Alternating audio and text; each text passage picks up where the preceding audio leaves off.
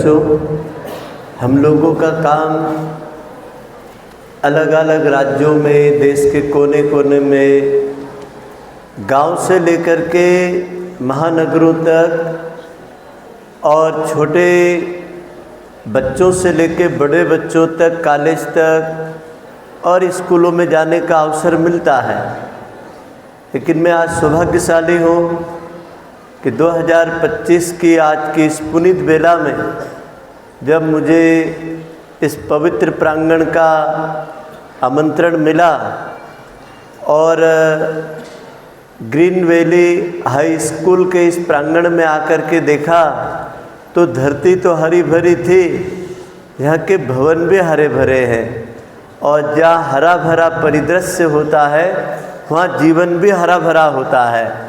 आप सबका जीवन उज्जवल बने, हरा भरा बने, सदैव आप इसी हरियाली की तरह जीवन के प्रत्येक क्षणों में आपके विकास की धुरी।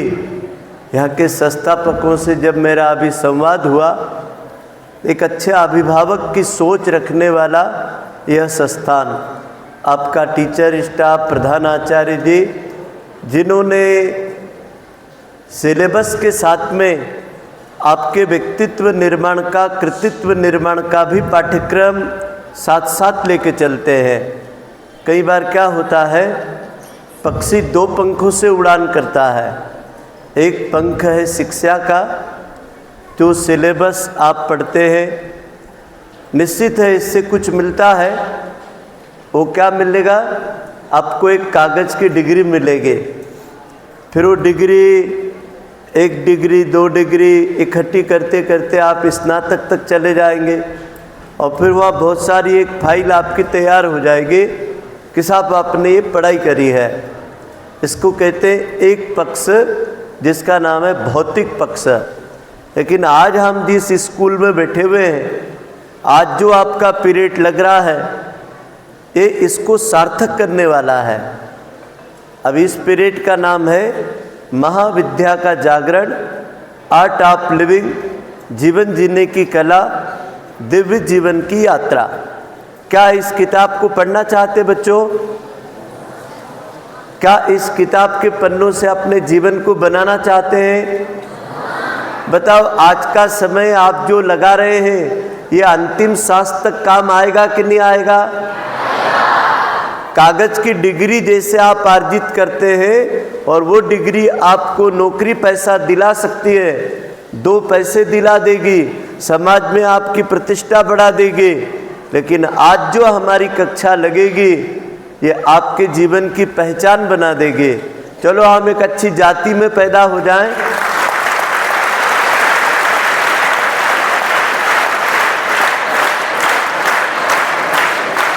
प्यारे बच्चों, हम एक अच्छी जाति में पैदा हो जाएं, एक अच्छे परिवार में पैदा हो जाएं, एक अच्छी स्कूल की कागज़ की डिग्री लेके चले जाएं और अच्छा रूप रंग हो, अच्छे कपड़े हो और हमारे संस्कार अच्छे ना हो, हमारे व्यवहार अच्छे ना हो।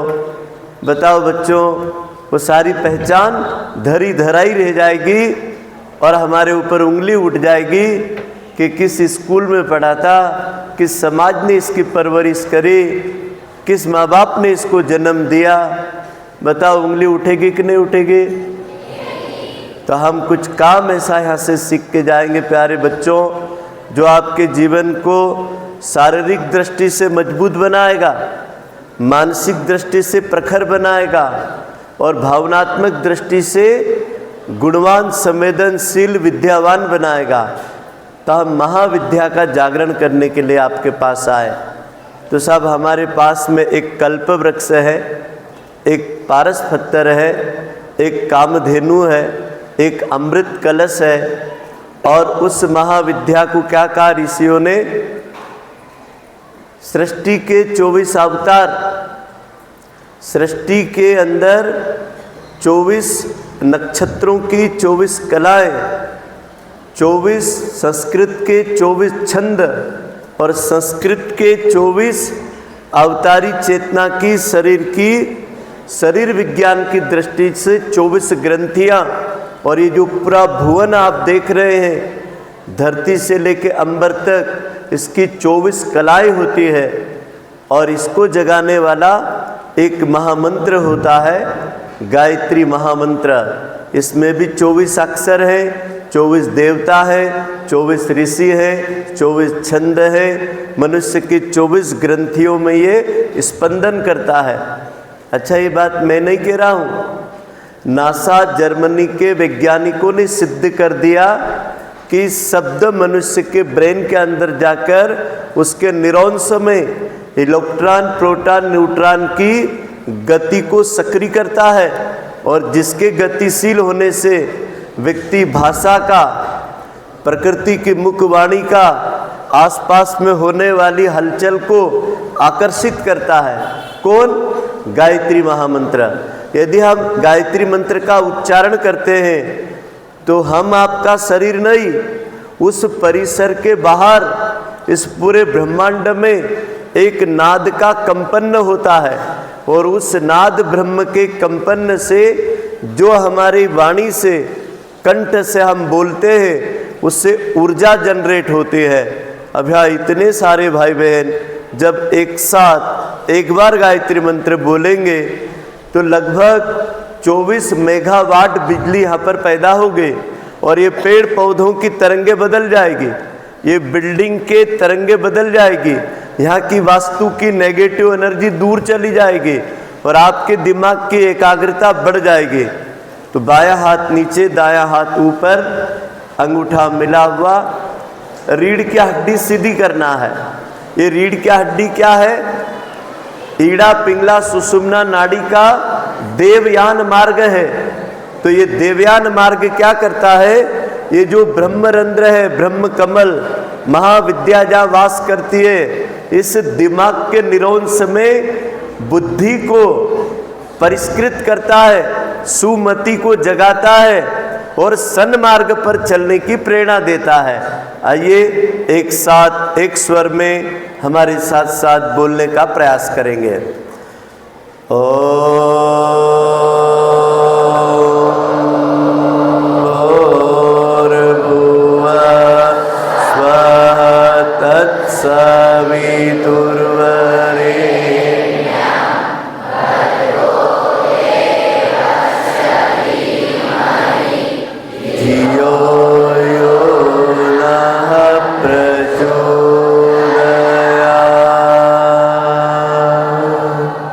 अब हमारे बाद आप सबको बोलना है, ओम सरस्वते विद्महे ब्रह्मपुत्राय धीमहि तन्नो देवी प्रचोदयात्। हे माँ सरस्वती,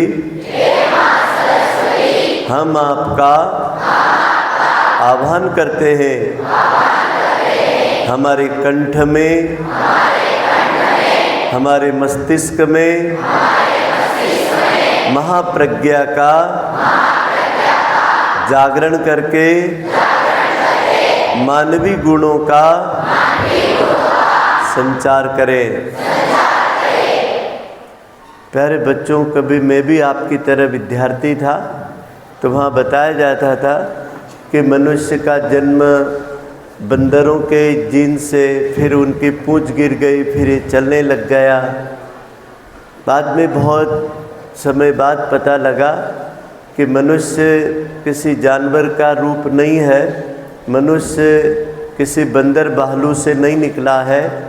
मनुष्य 84 लाख योनि में सर्वश्रेष्ठ, सर्वगुण संपन्न परमात्मा का उत्तराधिकारी है और हम ऋषियों की संतान है और इस भारत और विश्व वसुधा के भाग्य और भविष्य के निर्माता है। आइए हम इस प्रार्थना के माध्यम से इस देश की विभूतियों का, इन नन्हे मुन्ने बच्चों का आह्वान करते हैं कि बच्चों, अपने बारे में जानिए और पहचानिए कि हम मात्र हाड़ मास के मलमूत्र पैदा करने वाली मशीन नहीं है। इस दुनिया के अनंत खोजों की संभावनाएं इस जीवन के भंडार में है और इस जीवन रूपी भंडार को जगाया कैसे जाता है, इस जीवन रूपी खजाने में कितनी संभावनाएं हैं, उसको जागृत करने की अभी हम कुछ थ्योरिकल बातें करेंगे, कुछ आपको प्रैक्टिकल सिखाएंगे, बुद्धि बढ़ाने के वैज्ञानिक तरीके बताऊंगा। हमारे पास में लोग फीस दे करके सीखने के लिए आते हैं।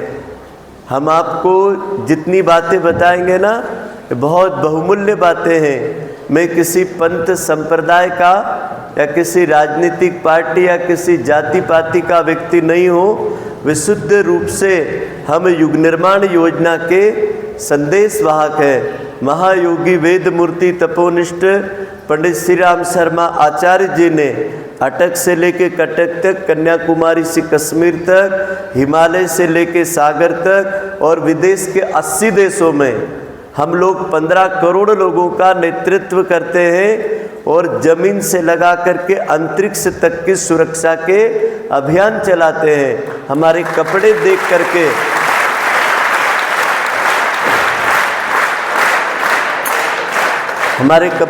करके हमको कहीं आप बाबा जी, स्वामी जी, गुरु जी, पंडित जी मत समझ लेना। हम विशुद्ध रूप में इस राष्ट्र के युग निर्माण करने वाले युग शिल्पी हैं। हमारी उपाधि क्या है? हमको हमारे ऋषि ने क्या बनाया? जल्दी बोलो। युग शिल्पी। क्या बनाया? एक अच्छी दुनिया कैसे हो, एक अच्छी स्कूल कैसे हो, एक अच्छा इंसान कैसे हो, एक अच्छा परिवार कैसे हो, एक अच्छा मैनेजमेंट कैसे हो, एक देश का भाग्य और भविष्य कैसे हो, इसको बनाने का हम लोग काम करते हैं। अच्छा, ये पहले बताओ प्यारे बच्चों, आप यहाँ काहे के लिए आते हो? जल्दी बोलो। बस यही गलत उत्तर है। इसको सबसे पहले ठीक कर लेना है ना। बोलो, हम पढ़ने नहीं सीखने के लिए आते हैं। अब कभी भी तुमसे कोई पूछे कि यहाँ काहे के लिए आते हो तो उत्तर क्या बोलोगे? अरे प्यारे बच्चों, यही दुनिया के साथ सबसे पहला अंग्रेजों ने धोखा किया था। अंग्रेजों ने एक बात कही थी, बोले हिंदुस्तान के लोगों को, भारतीय लोगों को एक काम दिमाग में भर देना कि ये पढ़ाई के नाम पे केवल पढ़ते रहे, क्योंकि इनके ऋषियों ने इनके गुरुकुलों के अंदर इनको सिखाने की परंपरा रखी थी। सबसे पहले नेस्त नाबूद करना है, सीखने की परंपरा बंद करो, पढ़ाने की परंपरा शुरू कर दो। परिणाम क्या हुआ? इतनी पढ़ाई करो कि पढ़ते पढ़ते आधे बच्चे ऐसे ही डिप्रेशन में चले जाते हैं, ऐसे ही आधे पगले हो जाते हैं, ऐसे ही बीमार हो जाते हैं, बस्ते के बोझ से ही स्कूल के नाम से डरने लगते हैं। गलत है क्या? तो हमको पढ़ना है कि सीखना है? तो प्यारे बच्चों, ये मेरा वो देश था प्यारे बच्चों, जहां पर व्यक्ति सीखता था। और सीखने की कोई उम्र होती क्या? बताओ, सीखने के लिए कोई उम्र होती क्या? सीखने के लिए कोई जाति पाति होती क्या? बिल्कुल नहीं। किसी भी उम्र में, कहीं से भी, किसी से भी सीखा जा सकता है। मैंने तो दुनिया के घने जंगलों में रहकर पेड़ पौधे से मैं बातें करता हूँ, जंगल के पशु पक्षी सांप बिच्छू से बातें करता हूँ, और उनसे भी मैंने बहुत कुछ सीखा है। मेरे पास कई प्रकार का मैंने सिलेबस बना रखा है, जिसमें कौन कहता है कि सीखने के लिए केवल किताब सिखाती है? अरे भाई, किताबें सिखाती है, जानकारियाँ देती है। सीखने के लिए किताबों में जो सूत्र होते हैं उनको यदि हमने सीख लिया तो ऐसी किताबें आप स्वयं बना लोगे, स्वयं पढ़ लोगे, स्वयं उत्तर हल कर लोगे। अच्छा, ये बताओ, हमारे शरीर कितने होते हैं? बोलो बोलो। वो आप एक शरीर के बारे में जानते हो, तो उस शरीर को क्या बोलते हैं? ये फिजिकल बॉडी, ये भौतिक शरीर जिसको आप देख रहे हैं, ये कौन सा शरीर है? बोलो, स्थूल शरीर। कौन सा शरीर है? और दूसरा शरीर के बारे में बताऊं? माइंड का शरीर, विचारों का शरीर, मन का शरीर, है कि नहीं है? उसको बोलते हैं हमारा सूक्ष्म शरीर, जो लोगों को नहीं दिखता है लेकिन मुझे दिखता है। क्यों? क्योंकि मैं शरीर के साथ क्या हूँ, मैं मन भी हूँ। आप बोलते ना, आज मेरा मन ही नहीं करता कि मैं स्कूल जाऊँ, आज मेरा मन ही नहीं करता कि मैं पढ़ाई करूँ, आज मेरा मन ही नहीं करता कि मैं खाऊं। तो बताओ, शरीर को भूख नहीं है लेकिन मन उसका निर्देश करता है कि इसको बोलो, ऐसे करना है। तो हमारा दूसरा शरीर का नाम क्या है? सूक्ष्म शरीर, मन का शरीर, विचारों का शरीर। बताओ, हमारे विचार भी शरीर है कि नहीं है? है। अच्छा, तीसरे वाला शरीर का नाम क्या है? कारण शरीर। बोलो, कौन सा शरीर? वो कारण शरीर को हम और भाषा में क्या कहेंगे? आत्मा का शरीर, चेतना का शरीर, और अच्छे भाषा में क्या बोलेंगे? भावनाओं का शरीर। यदि हमारी भावनाएं नहीं हो तो तुलसी को कोई माँ कहेगा, गाय को कोई माँ कहेगा, इस धरती को कोई धरती माता कहेगा।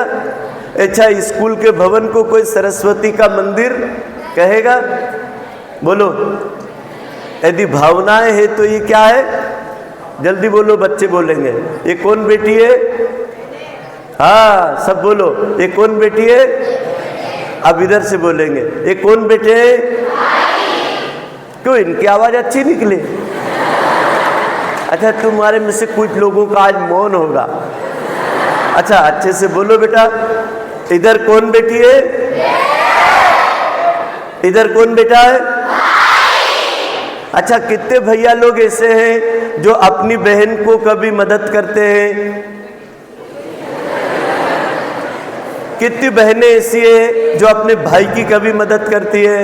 ओ, इतने हाथ उठ गए। अरे तुम तो कंजूस लोग हो। क्यों बेटा, ऐसी नहीं बात चलेगी भाई।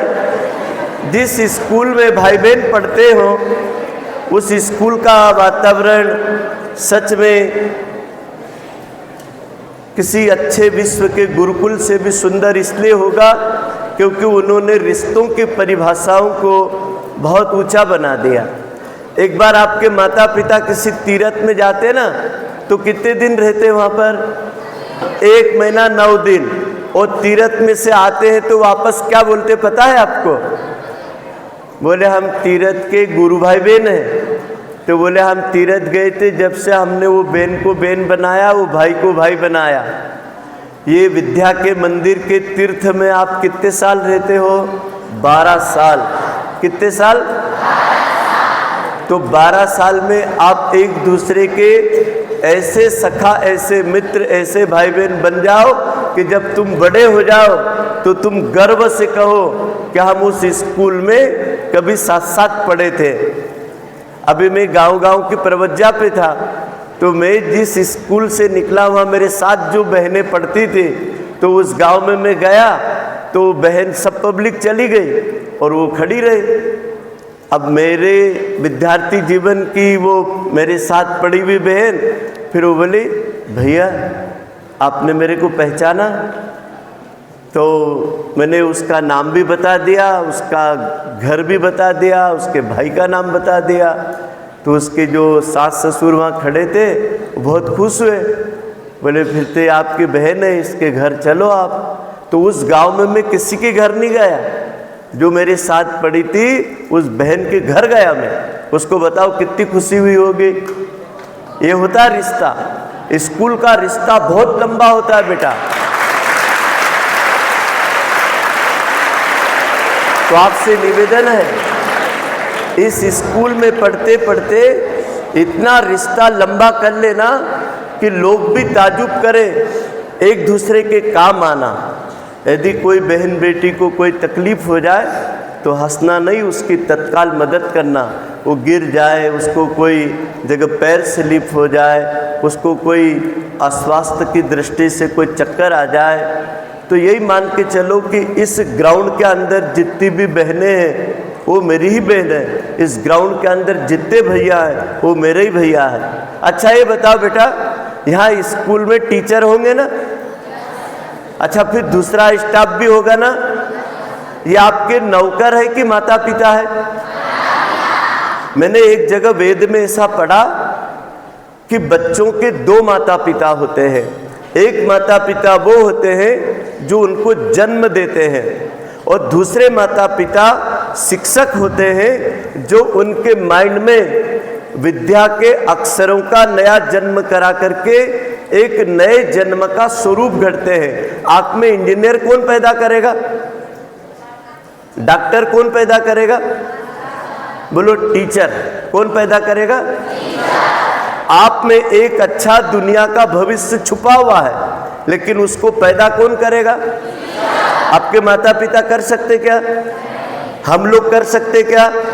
सबसे बड़ा काम होता है हमारे विद्यालय के टीचर का, जो आपके अंदर सोया हुआ भविष्य है, सोया हुआ राष्ट्र की विभूति है, सोया हुआ आपके जीवन का संकल्प है, उसको जागृत करने का काम कौन करता है?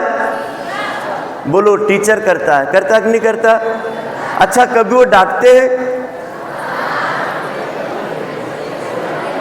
बोलो। मारते भी है? अच्छा, कितने बच्चे ऐसे हैं कि जो शिक्षक की डांट को, मारने को, चिल्लाने को, उनके अनुशासन को अपने घर में जाकर के थोड़ा नमक मिर्च लगा करके बताते हैं? मैं एक मंत्र दे के आपको जाता हूं, सच में वो बच्चे कमजोर है, कायर है, डरपोक है, जो विद्यालय की किसी शिक्षा को, किसी डांट को, किसी कठोर अनुशासन को अपने इस चार दीवारी के बाहर बोलते हैं, मतलब वो अपने निर्माण की छेनी हथौड़ी से डरना चाहते हैं। बताओ, इस मिट्टी के गमले को बनाने के पहले कुम्हार ने क्या करा? इसको चक्री पे बिठा करके खूब घुमाया, ये हंसने लगा। उसने कहा हंसे मत, उतारूंगा जब दमादम मारूंगा। तो फिर ये वहां तो खूब घुमा, क्यों? क्योंकि उसको कुम्हार ने बड़ा कर दिया, उसको घुमा घुमा करके। फिर उसने कहा भैया गमला बन गया। बोले अभी नीचे उतर, मैं बताऊंगा गमला बनता कैसा है। फिर अंदर से सहारा दिया और बाहर से चोट दी, और जितना उसमें दुबला पतला खोट थी उसको निकाल करके व्यवस्थित किया। अच्छा, टीचर की डांटना और अनुशासन एक किसका भला करेगा? इस स्कूल के संस्थापक का, टीचर का, या आपका? यदि आपका भला दिखता हो ना, तो टीचर की ऊपर आंख उठा करके भी नहीं देखना चाहिए, और अपने घर में जा करके यहाँ की बातों को, या चार विद्यार्थी के सामने बोली गई बात को, उस विद्यार्थी को ग्राउंड में भी किसी ने टीचर की बोली बात को न तो चिढ़ाना है, न कमेंट से करना है। ये किसका अपमान हो रहा? आपके सरस्वती के मंदिर का अपमान हो रहा है। ये आपके कर्मयोग की भाग्य और भविष्य को बनाने की प्रयोगशाला है। अच्छा, अब एक अद्भुत क्रिया हम करेंगे। सीखना चाहते हो क्या? अब आपको मैं पहला तरीका बताऊंगा कि जिंदगी में कभी आपको अस्पताल नहीं जाना पड़े। क्या सीखना चाहते हो? इससे 3 फायदे। आंखों की रोशनी बढ़ेगी, कमर मजबूत बनेगी, हाइट बढ़ेगी, और आपका पेट साफ रहेगा। बताऊं क्या?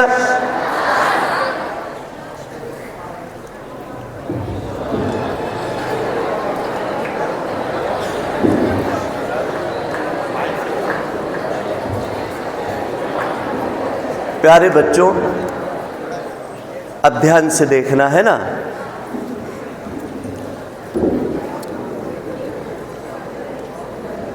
हमारे पास क्या रहता है?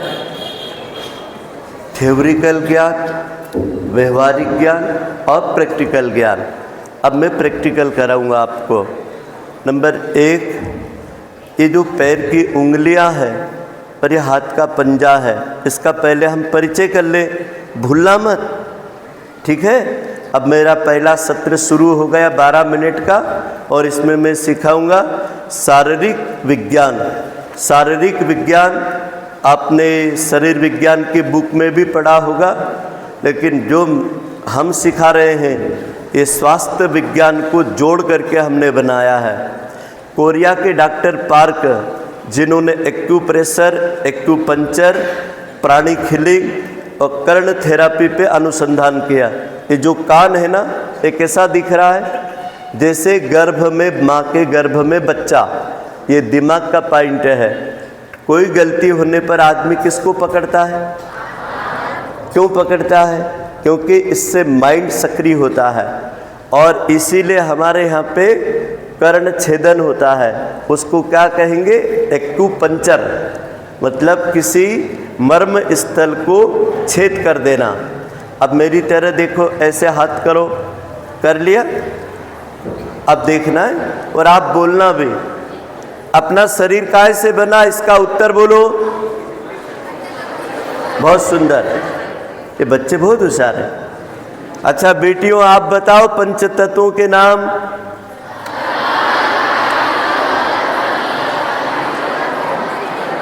ठीक है। ये बिल्डिंग काहे से बनती है और शरीर काहे से बनता है? अब ध्यान देना मेरी तरफ पे। ये आपका दिमाग है, ये दोनों पैर है, ये दोनों हाथ है। अब इसमें पंच तत्व है। ये मात्र हाथ का पंजा हाथ नहीं है। अभी मैं आपको जब प्रैक्टिकल कराऊंगा ना, इसी समय बोलोगे यार जैसे कोई अभी हमने कोई ताकत की चीज खाई, इतनी ऊर्जा आ कैसे गई। अभी मैं आपको ऊर्जा बढ़ा के भी बताऊंगा, पहले इसका परिचय सुन लो। नंबर 1 बोलो, अग्नि तत्व। यह आपका अंगूठा, आपका सूर्य है। छोटा बच्चा अंगूठा चूसता है? चूसता है। क्यों चूसता है? आपके अंगूठे का निशान 8 अरब लोगों में अलग पहचान रखता है। बोलो। अपना अंगूठे का निशान लगा दो तो आपका निशान 8 अरब लोगों में नहीं मिलेगा। सोच के देखिए, वह सूर्य की कला आपके अंदर इस अंगूठे के अग्नि तत्व से काम आती है। अब यह है आपका प्राण तत्व, तर्जनी उंगली। अच्छा, दुनिया में कोई भी चीज आप दिखाते तो किससे दिखाते हैं? इधर आना, ये गेट, इधर से ऐसे चलना, ये बहन है, ये भैया है, ये सर है। कोई ऐसा करता है क्या? इधर आना, ये बहन है। बताओ करता क्या? अब आपको किसने सिखाया कि किसी को आवाज देते समय इधर आना? ये सर बैठे हैं, ये भगवान का दिया जल रहा है। कोई ऐसा बोलता है क्या? ये भगवान का दिया जल रहा है। देखो, देखने में ही आपको हंसी आ रही, मुझे दिखाने में ही आटपटा लग रहा। इसका कारण क्या है? एक भाषा वो है जो आपको पढ़ाई जाती है, और एक भाषा वो है सार्वभौम, जिसको कोई पढ़ाता नहीं है, स्वयं में चलती है। तो आपकी भाषा के ऊपर की भाषा में आपको सिखा रहा हूं। ये प्राण तत्व और ये मध्यमा आकाश तत्व। आकाश सबसे ऊंचा है, हमारे शरीर का सबसे ऊंचा कौन है? मध्यमा उंगली। ये मध्यमा उंगली ये आकाश तत्व है, और ये अनामिका उंगली यह है पृथ्वी तत्व। ये कौन सा तत्व? और ये पृथ्वी तत्व को आप कहाँ लगाते हो? जल्दी बताओ। गंध लगाते हो। और पृथ्वी की तन्मात्रा क्या है? गंध। तो गंध कैसे लगाते हैं? अज्ञात चक्र पर पिनियल ग्लैंड को कौन छूता है? पृथ्वी का मैग्नेट पावर। यदि आपकी मर्जी हो तो तिलक लगाओ, ना लगाओ, लेकिन इस जगह पर आप केवल स्पर्श भी कर लोगे तो आपका अज्ञात चक्र का, ब्रेन का जितना भी मास्टरमाइंड है वो यहाँ से चलता है पिनियल ग्लैंड से, और उसको सक्रिय करता है अज्ञात चक्र। तो इस भ्रुगुटी के ऊपर हम ये उंगली टच करते हैं। ऐसा तो नहीं कोई करता? नहीं, इसी को लगाता है। अगला, ये उंगली खड़ी कर दो तो कोई रोकेगा? कहाँ? बोले यहाँ। बोले जाओ। इसका नाम क्या है? जल तत्व। इसका नाम क्या है? इसका नाम क्या बेटा? इसका नाम पृथ्वी, इसका नाम हवा, इसका नाम अग्नि। पहले कभी किसी ने पढ़ाया क्या? इसीलिए तो ग्रीन स्कूल में खरगोन जिले के सबसे ज़्यादा बच्चे यही पढ़ते हैं, क्योंकि ऐसे ऐसे इनके पास टीचर हैं जो दुनिया की अज्ञात भाषा भी यहाँ सिखाई जाती है। ठीक है कि नहीं? तो तुम खरगोन जिले की सबसे बड़ी स्कूल में पढ़ते हो, और यहाँ पर इन लोगों में एक भाव रहता कि हमारे बच्चों को हर दृष्टि से इनका दिमाग विकसित बने। अब ध्यान दीजिए मेरी तरफ। नंबर 1, ऐसे हाथ करके जब मैं अंगूठा मोड़ रहा हूँ, ये मेरे हार्मोन्स का पॉइंट है, यह अंगूठे पर हार्मोन्स का पॉइंट है। अब ये मैं मुट्ठी बंद कर रहा हूँ, ये मेरे शक्ति के पॉइंट है। अब मेरे को देखना है ना, सावधान की स्थिति में खड़ा हूँ। अब श्वास लेते हुए, श्वास छोड़ते हुए, जब मैंने श्वास ली तो उंगलियों पर खड़ा होना है, और श्वास छोड़ी तो पंजे को उठाना है। जैसे कपड़े सिलने की मशीन का पैडल चलता ना, 1 2 1 2, ऐसा कभी कोई उठते समय 1 मिनट कर लेगा, उसकी हाइट बढ़ेगी, कब्ज नहीं होगा, घुटने और कमर में दर्द नहीं होगा, और आपको हेयर फॉल नहीं होगे, आंखों की रोशनी बढ़ेगी। इससे 5 तत्व सक्रिय हो जाएंगे। अच्छा, कुत्ता, बिल्ली, गाय, बछड़ा नींद से सो के उठते हैं तो सबसे पहले क्या करते हैं? अंगड़ाई लेते हैं, अगले पिछले पैरों को टाइट करके ऐसे ऐसे खींचते हैं, फिर चलते हैं। इसीलिए उनको कभी आँख पे चश्मा लगता है क्या? किसी कुत्ते, बिल्ली, चिड़िया, मैना, नेवले, बिल्ली, सांप, किसी की आँख पे चश्मा है क्या? इनको कभी किसी अस्पताल में घुटने बदलना पड़े क्या? तो एक क्रिया सीखना है। खड़े हो जाओ,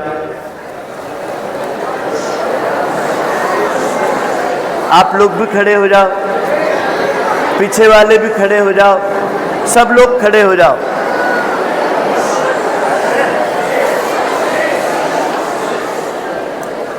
आइए, थोड़ा आगे सरको बेटा, ये बेटा आगे सरको, बस।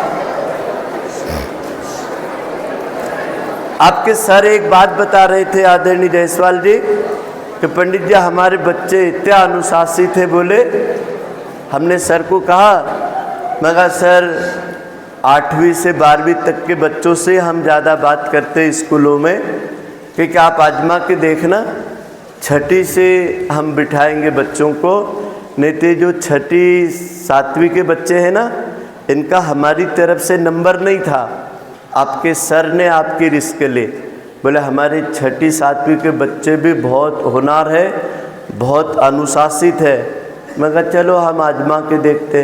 अब मैं जाके किसी स्कूल में आपके बारे में यही बताऊंगा कि वो बच्चे बहुत अनुशासित थे, शालीन थे, संस्कारित थे, और हमारी पूरी कक्षा को ध्यान से सुना। नंबर 1, नंबर 2, अंगूठा अंदर, मुट्ठी बंद। नंबर 3, हाथ टाइट, सावधान, सीना उभरा हुआ, मिलिट्री के जवान की तरह। 1, श्वास खींचिए, 2, श्वास छोड़िए, पंजा उठाइए, मौन। अब कौन अनुशासन तोड़ता है देखते हैं, हमारी बेटियां या बेटे। नंबर 1,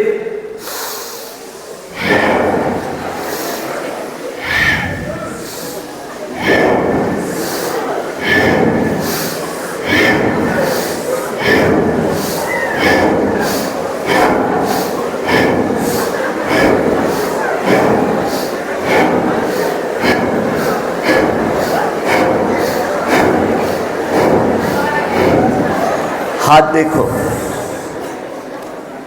एकदम गुलाबी, एकदम लाल, झुंझुनाहट आ रही है, तरंगे हो रही है, रिलैक्स हुआ, हाथों में झुंझुनी आई, तरंगे आई, एकदम गुलाबी हो गए। प्यारे बच्चों, हमने मात्र 30 सेकंड में 4.5 लीटर शरीर में खून है। कितना? 340 जॉइंट है। कितने? नाभि से 72,000 नस नाड़ियों का संबंध है। कितने? 10 खरब ब्रेन में न्यूरॉन्स है। कितने?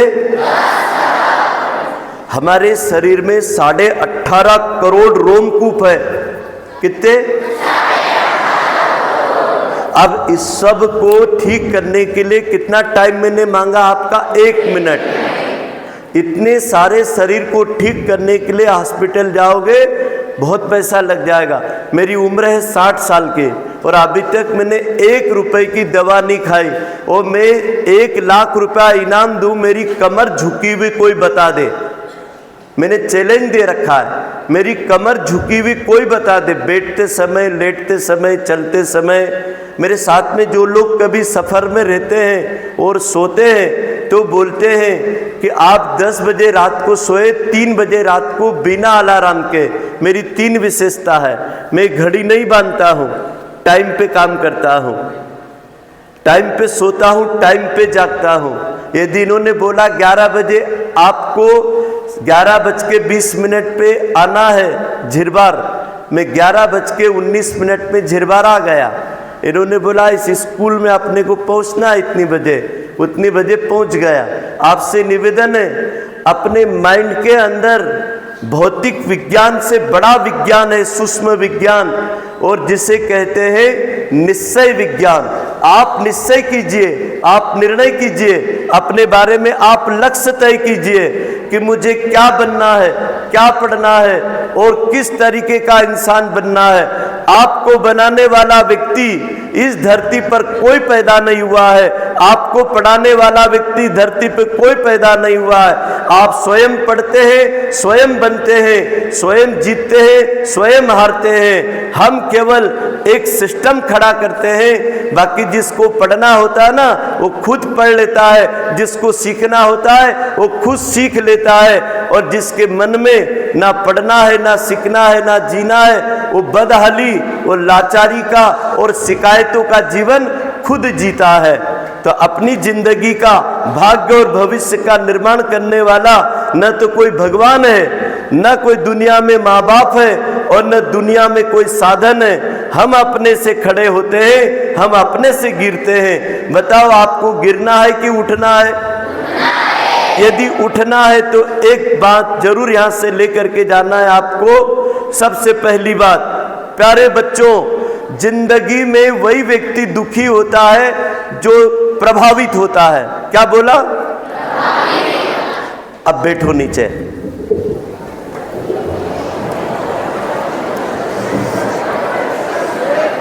अब मेरी तरफ देखिए। बोलो भारत माता की। व्यक्ति का दुखी होने का कारण अब अपन आ गए का मानसिक शरीर पर।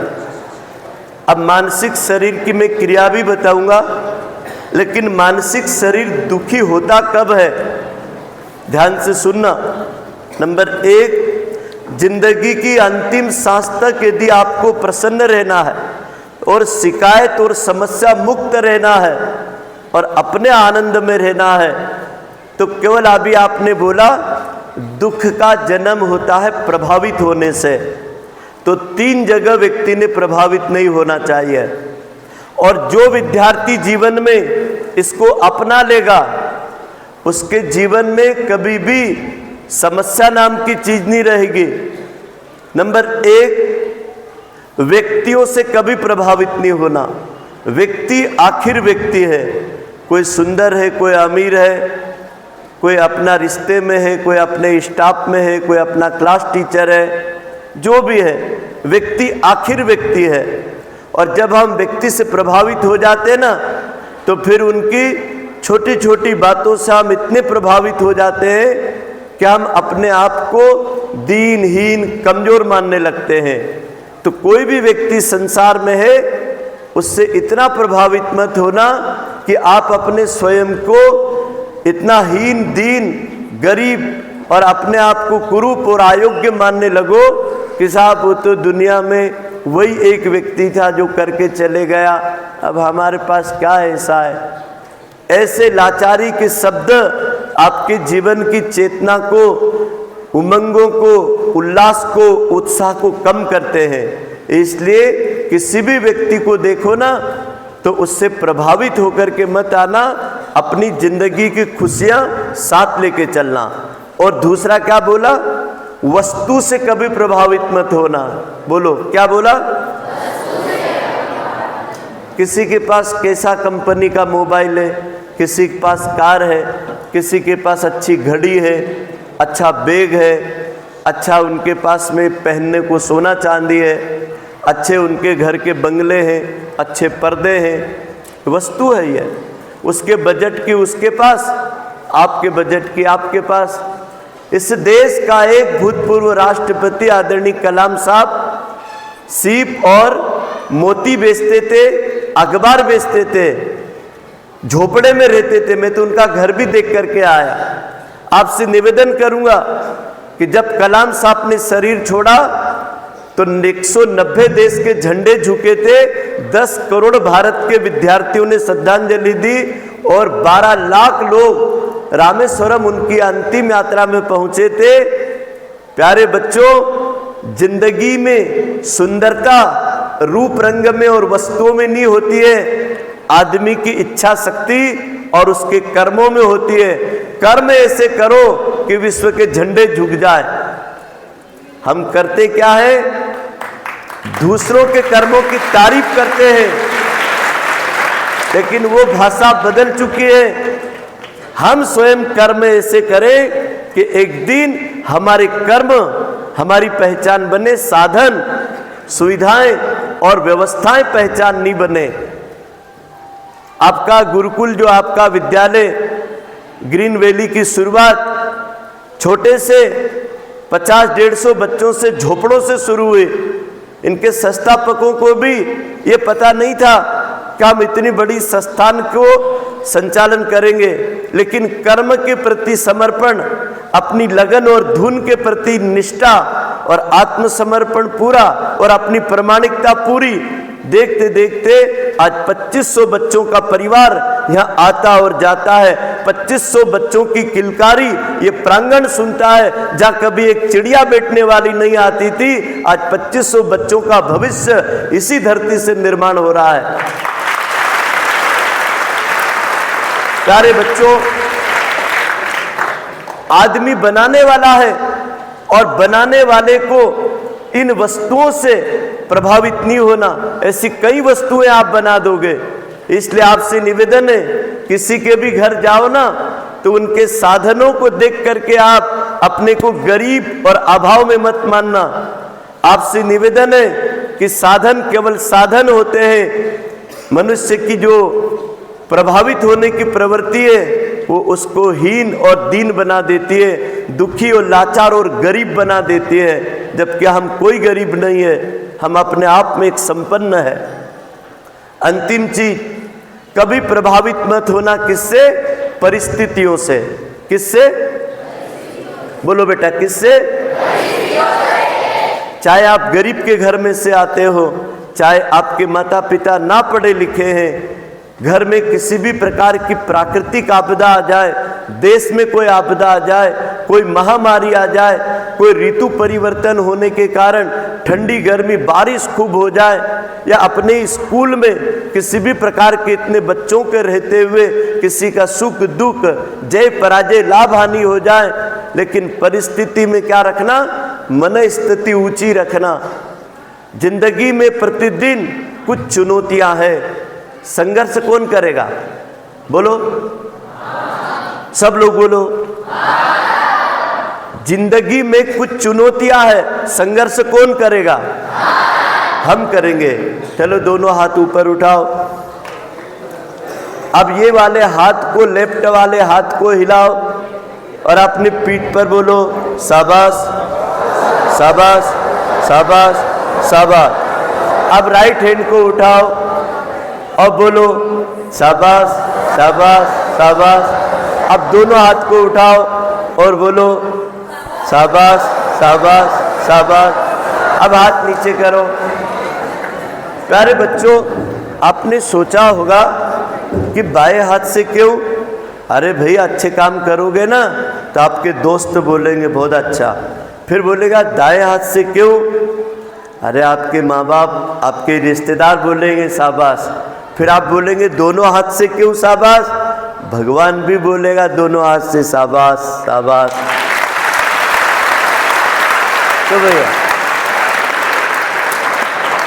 अरे कुछ ऐसा करके जाना है कि यदि हम 3 मंत्र यहाँ से पक्के ले लिए, हम प्रभावित नहीं होंगे। किससे? जल्दी बोलो। व्यक्ति, वस्तु और परिस्थितियों से। अब इसका प्रायोगिक कार्यक्रम शुरू करते हैं। नंबर 1, बुद्धि बढ़ाने का वैज्ञानिक तरीका। नंबर 1, आप सब लोग एक बार पढ़ो, याद हो जाए। एक बार में टीचर समझाए, आप हल कर लो। ऐसी बुद्धि चाहते क्या?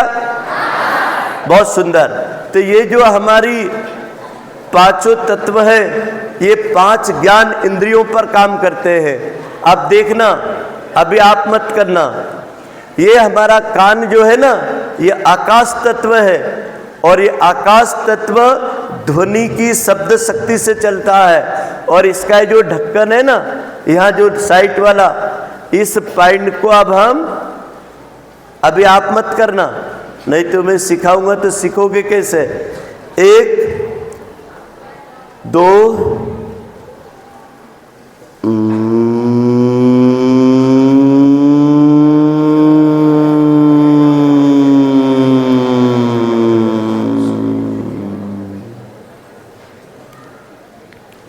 आपने शंख की नाद सुनी, घड़ियाल की नाद सुनी, कांसे तांबे की नाद सुनी। नाद ब्रह्म के वैज्ञानिकों ने ये कहा, ये संसार बिना आवाज़ से शून्य है। ये संसार में जो भी रिएक्शन होता है, जो भी एक्शन होता है, जो भी हलचल होती है, वो आवाज़ के कारण होती है। अभी आप मौन हो जाओगे ना, ये पेड़ की पत्तियाँ भी बोलती है, ये गगन की हवाओं की झोंके भी बोलते हैं, चिड़िया का कंठ बोलता है, बहती नदियों का खल खल कलरव करता हुआ नाद करता है। सूर्योदय सूर्यास्त के समय पर जब आप देखोगे ना, तो ये ब्रह्मांड में संधि बेला का परिवर्तन होता है। रात्रि का जाना, दिन का आना, दिन का जाना, रात्रि का आना, यहाँ पर सब कुछ नाद ब्रह्म है। 5 बार भामरी का ओमकार के साथ नाद करना। ओम को क्या बोला है? अकार, उकार, मकार। ये जितने भी आप भाषा में शब्द पढ़ते हो ना, इन सब शब्दों का निर्माण का जड़, इनका जन्मदाता नाद है। और नाद से तरंगे, ये भगवान शिव का डमरू बजता ना, तो 14 प्रकार की नाद निकलती है। भगवान कृष्ण की बांसुरी जब बजती ना, तो 54 प्रकार की राग निकलती है। जब चमड़े का मृदंग और ढोलक बजता है ना, तो उसमें 58 प्रकार की नाद निकलती है।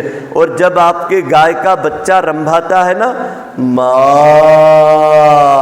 तो 64 प्रकार की पॉजिटिव एनर्जी की तरंगे निकलती है। और जब इंसान का दिमाग ओमकार का जब नाद करता है, तो उसके दिन भर के पढ़े लिखे शब्दों में जो पॉजिटिव एनर्जी पैदा करने वाले शब्द हैं वो सक्रिय होते हैं, और नेगेटिव ऊर्जा पैदा करने वाले शब्द डिलीट होकर के निष्क्रिय हो जाते हैं। इसलिए मस्जिद में जाओ तो वो लोग भी क्या करते हैं? अजान देते हैं। तो अजान के समय पर जब वो बोलते हैं तो यही नाद निकालते हैं, अमीन शब्द। तो जितने भी प्रकार, यदि गुरुद्वारे में जाओगे तो वहाँ एक नाद निकलती है, एक ओंकार। मंदिरों में जाओगे तो वहाँ के पुरोहित एक नाद निकालते हैं, ओंकार। तो पर ब्रह्म ओम को चाहे हिंदू हो, चाहे मुसलमान हो, चाहे सिख हो, चाहे ईसाई हो, चाहे गरीब हो, चाहे अमीर हो, हर व्यक्ति बोल सकता है। ये शब्द बीच का ब्रिज है। यदि इस जगह से उस जगह पे जुड़ना है, अपने माइंड को यदि आप पढ़ना चाहते हैं तो बोर्ड पे जुड़ना पड़ेगा। तो आप रोज पढ़ने के पहले अपने घर पर होमवर्क करोगे ना, तो 2 मिनट दे देना। करो ऐसे, 1 कमर पीठ गर्दन सीधा, 2 चंद्र नाड़ी सूर्य नाड़ी, 3 भृगुटी अज्ञा चक्र की बटन, 3 अंगूठा कान का ढक्कन बंद करेगा, 5 बार आंखें बंद, श्वास खींचिए।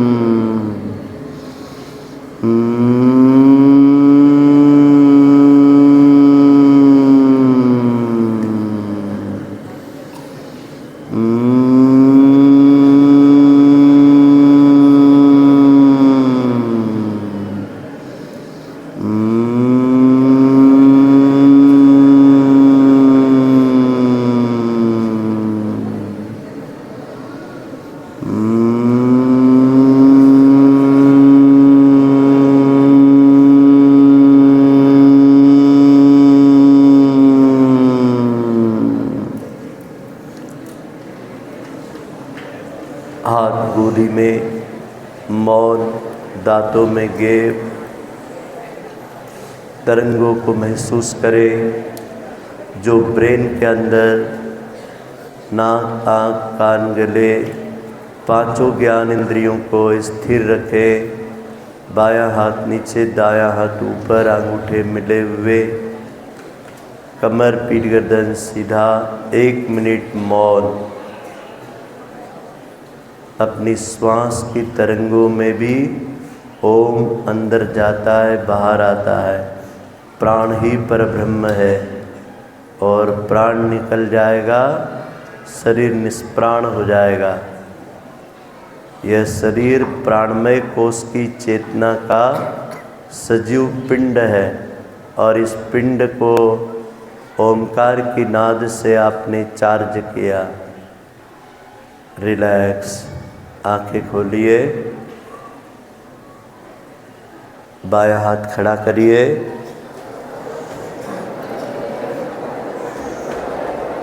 अरे भाई आपके स्कूल में एक पर एक गिफ्ट देते क्या? मैंने बोला बायां हाथ खड़ा करो और आप दोनों हाथ खड़े कर रहे हैं। अच्छा मैंने बायां ही बोला था ना, फिर आप दोनों हाथ क्यों खड़े कर रहे थे? आपके स्कूल में ऐसा भी पढ़ाया जाता है कि बाएं के साथ में दायां खड़ा कर दिया करना? नहीं ना? अच्छा कोई कारण था? बताओ ईमानदारी से। अब समझने वाले समझ गए, सुनने और बोलने का प्रभाव माइनस हो गया, देखने और करने का प्रभाव सार्थक हो गया।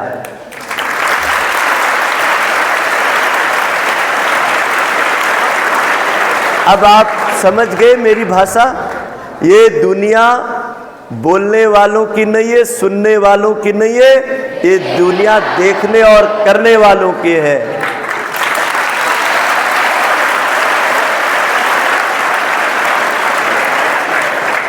इसीलिए हमारे शास्त्रों में कहा है, वो बड़ी बात कही है।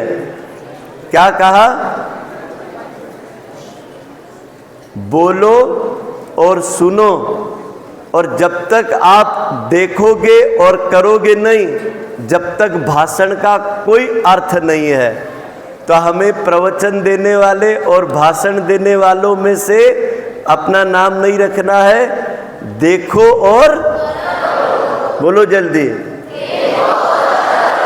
सीखो और नहीं सिखाओ, सीखो और सीखो और। अच्छा कितने बच्चे बहुत अच्छे पढ़ने में होशियार हैं? वो हाथ ऊंचे करो। अच्छा इतने हैं? अच्छा कितनी बेटियां होशियार है पढ़ने में? हाथ ऊंचे करो। आप खड़े हो? आप हाँ इधर आओ। ए बेटा बोलो, बहन जी आइए, स्वागत है। आओ बेटा, आपका शुभ नाम बोलो बेटा इधर। माय नेम इज रेखा जायसवाल। ये रेखा बेन जायसवाल है। बेटा आपकी माँ के साथ आप कितना काम करती हो? आपकी मम्मी है कि नहीं है? देखो, उनके साथ घर में कुछ काम में मदद करती हो? आपको रोटी बनाना आता है? भैया माइक चल नहीं रहा है। कपड़ा धोना आता है? आपके जूते मोजे, बस्ता, पानी का बैग, खाने का लंच टिफिन आप तैयार करते हैं कि मम्मी दादी करती है? आप करते हैं। आप घर में समस्या है कि समाधान है? ताली बजाओ।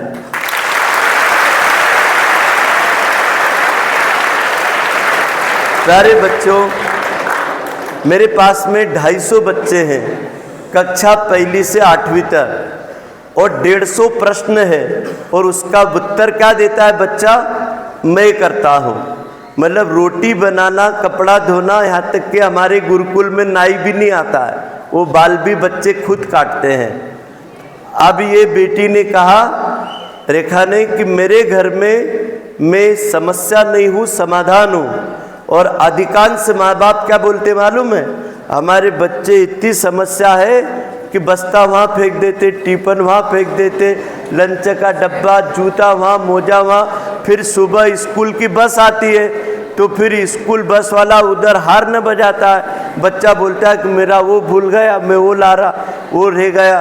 तो कई बार तो बस वाला भी नाराज होता है क्योंकि गाड़ी लेट होती है, और आए बच्चे सिर हिला रहे। और तो आप हमारी स्कूल के लिए समाधान बनोगे कि समस्या बनोगे? आपने कभी गाड़ी वाले को रोका क्या? और टीचर ने कोई काम दिया तो उसको नहीं करके लाए तो टीचर ने आप पे गुस्सा किया क्या है? फिर आपने तो बोला कि मैं पढ़ने में 1 नंबर हूँ। करके लाते हैं। अच्छा, करके लाती है। फूल खिलाओ। एक बेटी ने कहा कि मेरे टीचर को आज तक कोई होमवर्क दिया हो तो उनकी शिकायत नहीं आई, मैं करके लाई हूँ। बैठो। प्यारे बच्चों, अब मेरी तरफ ध्यान देना। अब मेरा मात्र 7 ही मिनट बचा है। अब 7 मिनट में क्या होगा, ध्यान से सुनना। शरीर के साथ हम मन थे, मन के साथ हम आत्मशक्ति है। अब प्यारे बच्चों ये बताओ, कितने बच्चे ऐसा मानते हैं कि शरीर नश्वर है? मानते हैं ना? ये शरीर क्या है? नश्वर है। और हमारा जो मन है वो चंचल है, चपल है, अस्थिर है, और रोज नई नई डिमांड करता है। सही है? मन को कभी भी आपने देखा होगा, एक चीज के बाद में दूसरी चीज की वो तलाश करता है। आज मान लो एक चीज खा ली तो फिर दूसरे दिन हम क्या बोलते? नहीं ये बनाओ। वो कई बार तो क्या होता है, पेट तो भर गया, मेरा मन नहीं भरा, मतलब मन भूखा ही सो जाता है।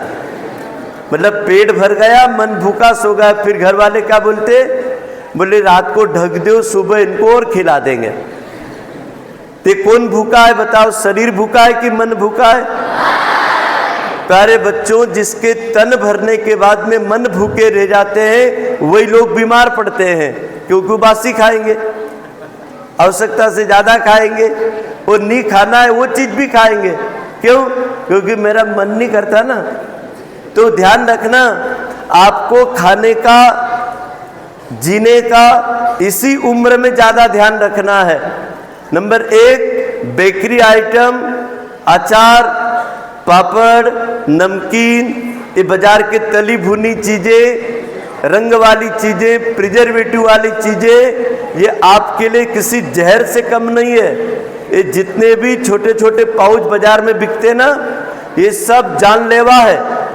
आपको भोजन घर का करना है। सब्जियां, फल, अंकुरित, गाय का दूध, दही, छाछ अधिक खाना है।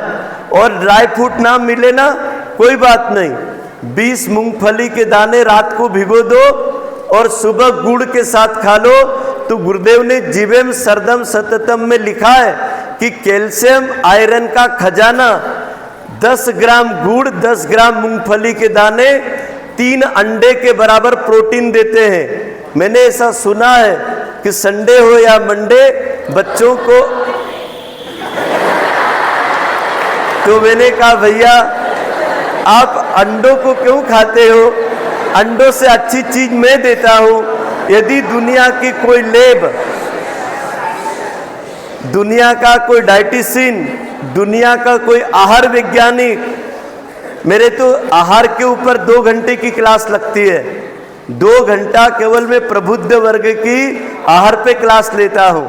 और मैं आपको केवल एक बात सिखा के जाता हूं, हम 85% ऊर्जा प्यारे बच्चों नाक से लेते हैं और 10% ऊर्जा हम आसपास की गंध से लेते हैं और 5% ऊर्जा हम ब्रेन में हमारी भावनाओं और विचारों से लेते हैं। ये मैंने ऊर्जा का विज्ञान सिद्ध भी किया कि 85% जो आप खाते हो ना, इससे नहीं मिलती है, ये बाह्य जगत से मिलती है। यहाँ तो 15% ही मिलेगी, तो आपको मुंह से खाने पर केवल ऊर्जा मिलती 15%। इसलिए यदि ताकतवर बनना हो,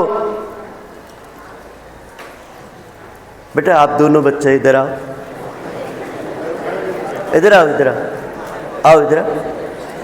अरे इतनी देर, मैं आपको कोई ले थोड़ी जाऊंगा, आओ इधर।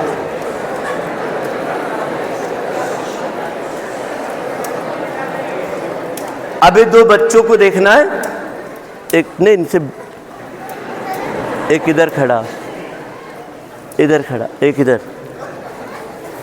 अभी देखना है, मैं ऊर्जा को आपके सामने ही बता दूंगा। ये भी इंसान है, ये भी इंसान है। अब इन दोनों में मैं ऊर्जा पैदा करूंगा। इसके अंदर मैं ऊर्जा पैदा करूंगा नेगेटिव, इसके अंदर ऊर्जा पैदा करूंगा पॉजिटिव। अब पहले मैं आपको इनको दिखा रहा हूं, देखना है। मैं जैसा इनके साथ में बात करूंगा और फिर इनका ऊर्जा लेवल देखना। अपना हाथ लंबा करो। इतना कमज़ोर, इतना कायर, इतना कमज़ोर, मूर्ख, पढ़ने में भी धब्बू, कहीं नहीं इसको आता है। कमज़ोर, बैठो, हाथ सीधा करो। अब देखना है इसको। अब मैं इसको पॉजिटिव ऊर्जा दूंगा। वीर, बहादुर, शिवाजी महाराज, गुरु गोविंद सिंह, नानक, कबीर, भगत सिंह, बहुत बलवान। ये हाथ क्यों नहीं गिरा?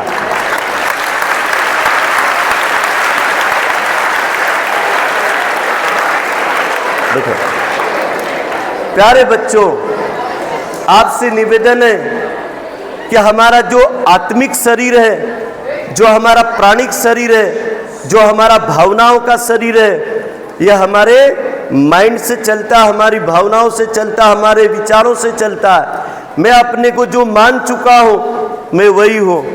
वो पहला बच्चा मान चुका था कि मैं डरपोक हूँ, मैं कमज़ोर हूँ, मैं कायर हूँ, मैं कुरूप हूँ, मैं ढीठ हूँ, मैं नालायक हूँ। तो उसकी ऊर्जा मैंने केवल ऐसा ही टच करा कि घन से गिर गया। और ये बच्चे को केवल 5 महापुरुषों के नाम ज बोले कि इसके ब्लड में वो खून आने लगा। और मैंने कितनी जोर से मारा, लेकिन 1 इंच उसका हाथ नीचे नहीं हुआ। प्यारे बच्चों, अपने बारे में आप भावनात्मक रूप से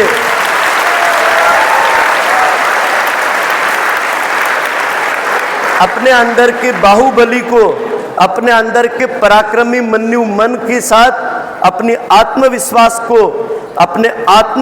को इतना प्रचंड रखना कि आपके विद्यालय में कोई भी कार्यक्रम हो तो आप करो कि नहीं करो, आप जीतो कि नहीं जीतो, आप किसी भी प्रकार की चुनौती को इसी उम्र में आप स्वीकार करने के लिए कोई भी संस्थान से आह्वान हो, चाहे अपने माता पिता, अपने समाज में या कहीं और जगह आपकी जवानी की जरूरत पड़े तो आप कायरों की तरह हाथ मत बांधना। और आपकी ऊर्जा को खत्म कौन करता है? मैं सेल फोन मोबाइल नहीं रखता हूँ। इनको पता है, ये लोग बात करते तो आदरणीय मैनेजमेंट से बात करते हैं। मैं मोबाइल नहीं रखता हूँ, लेकिन किसी भी विषय पे मेरे से आप बात कर सकते हो। आज की घटनाएं जो आपको नहीं पता है, मुझे पता है कि दिल्ली में क्या हो रहा है, हैदराबाद में क्या हो रहा है। एक ध्यान, एक ऐसी चीज़ है प्यारे बच्चों, इस तकनीकी से बड़ी तकनीकी ऋषि मुनियों ने आविष्कार किया। आपका मोबाइल जो है, इसके अंदर आप कितना पैसा कमाते हो मोबाइल से। आज विद्यार्थी अपने जीवन में न्यूनतम 2.5 से 3 घंटा मोबाइल चलाता है। आप चलाते कि नहीं चलाते मुझे नहीं पता। मोबाइल चलाना मतलब अपनी आत्महत्या करना, अपने टाइम को डस्टबिन में डालना। यदि आपको मोबाइल से पढ़ाई करना हो तो मैं आपका स्वागत करता हूँ। मोबाइल से आप पैसा कमाना चाहते हो तो हम आपका स्वागत करना चाहते हैं। यदि मोबाइल से आप वीडियो गेम में यदि व्यस्त रहते हैं, कार्टून में व्यस्त रहते हैं, और इससे भी बड़ा आपकी जो उम्र है 6-7 के बच्चों को छोड़ करके बाकी बच्चों की उम्र का नाम क्या है? आकांक्षा, इच्छा, और दूसरा नाम क्या है? किशोरावस्था। इस उम्र को ऋषियों ने कहा आकांक्षा का उदय होना, थाइमस ग्रंथि का लुप्त होना और मनुष्य की इच्छा शक्ति का कुछ भी प्रायोगिक कर्म में उतरने की आकांक्षाओं का जन्म होना।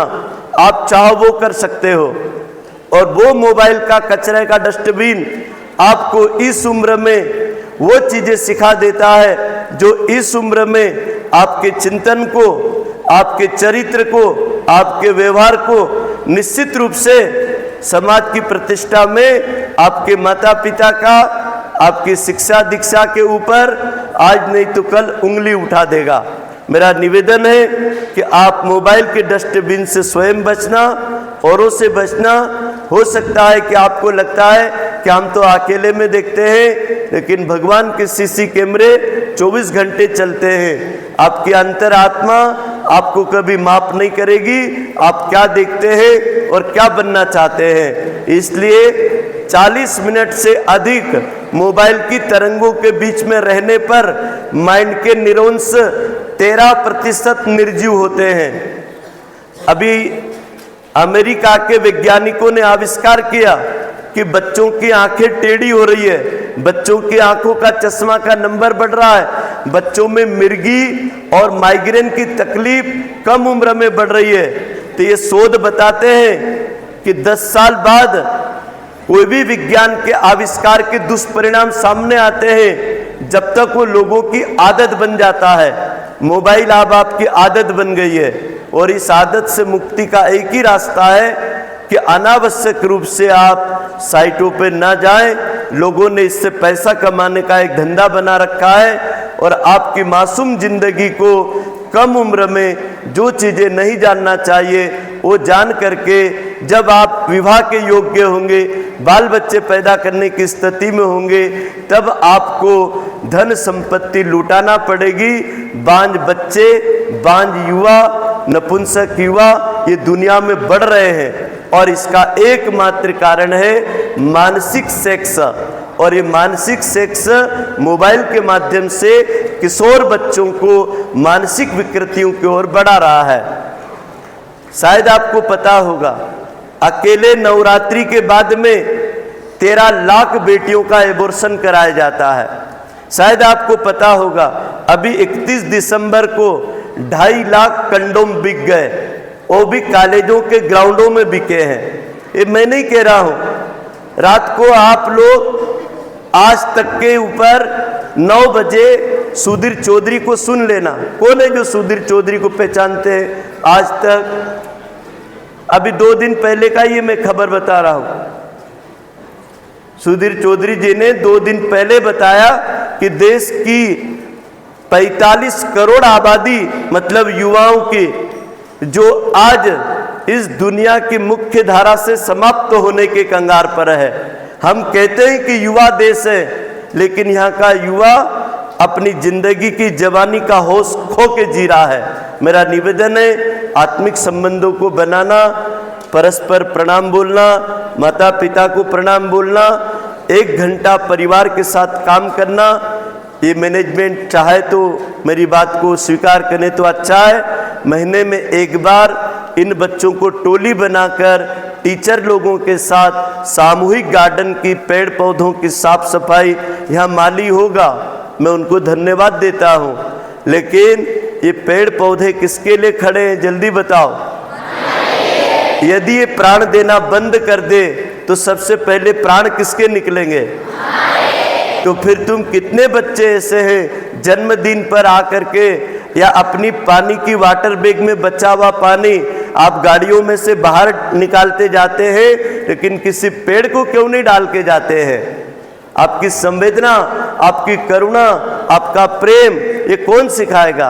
आपने केला खा लिया और छिलका आपने सड़क पे फेंक दिया, क्यों विचार नहीं आया कि मेरी गाय खाएगी, मेरी बकरी खाएगी, मेरा बैल खाएगा, मैं किसी ऐसी जगह पे छोड़ूं जो किसी के काम आ जाए। एक बच्चों को मैंने पूछा, मैं कहा केला खा लिया, छिलका कहाँ जाएगा? तो बोले डस्टबिन में। तो बताओ ये अच्छा उत्तर है कि नेगेटिव उत्तर है?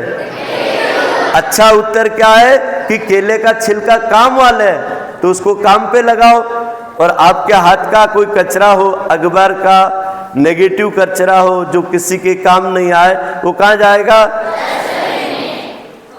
बहुत अच्छा लगा आपसे मिल करके, और मैं कभी भविष्य में और आपसे मिलूँगा।